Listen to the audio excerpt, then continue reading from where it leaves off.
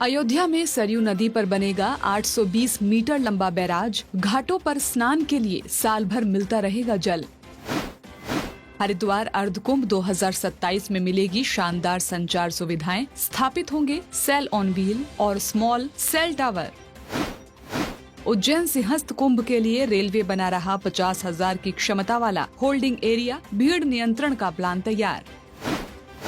उत्तराखंड चारधाम यात्रा के लिए डॉक्टर्स को मिला प्रशिक्षण। उच्च हिमालयी क्षेत्रों में आपात चिकित्सा होगी बेहतर।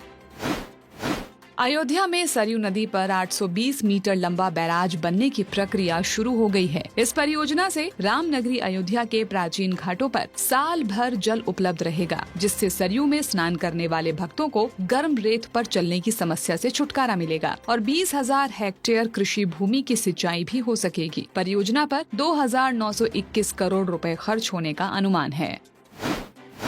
हरिद्वार अर्धकुंभ के दौरान मोबाइल नेटवर्क और इंटरनेट की बेहतर सुविधाएं मिलेंगी। इसके लिए दूरसंचार विभाग मेला क्षेत्र में स्थायी सेल्यूलर टावरों की संख्या बढ़ाने के साथ सेल ऑन व्हील और स्मॉल सेल टावर स्थापित करेगा, ताकि भीड़ भाड़ वाले क्षेत्रों में लगातार मोबाइल और इंटरनेट सेवाएं मिल सकें। योजना पर मेला प्रशासन और दूरसंचार विभाग की संयुक्त टीम काम करेगी।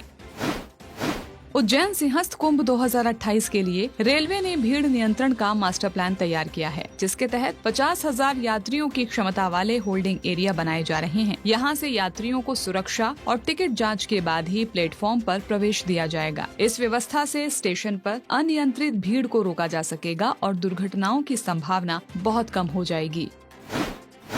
उत्तराखंड सरकार ने चारधाम यात्रा पर आने वाले श्रद्धालुओं को बेहतर और तुरंत आपातकालीन चिकित्सा सेवा उपलब्ध कराने की विशेष तैयारी की है। इसके लिए स्वास्थ्य और चिकित्सा शिक्षा विभाग ने डॉक्टर्स को एडवांस कार्डियक लाइफ सपोर्ट और डिफिब्रिलेशन जैसी जीवन रक्षक तकनीकों की ट्रेनिंग दी गई है। इन डॉक्टर्स को उच्च हिमालयी क्षेत्रों में जल्द तैनात किया जाएगा। गर्मी की छुट्टियां शुरू होने के साथ ही उज्जैन के महाकालेश्वर मंदिर में आस्था का सैलाब उमड़ रहा है। सुबह भस्म आरती के समय से ही बड़ी संख्या में श्रद्धालु दर्शन पूजन के लिए मंदिर पहुंच रहे हैं। श्रद्धालुओं की भारी भीड़ को देखते हुए प्रबंधन ने सुगम दर्शन और श्रद्धालु सुविधाओं के विशेष इंतजाम किए हैं। पूरा क्षेत्र हर हर महादेव के जयकारों से गुंजायमान है।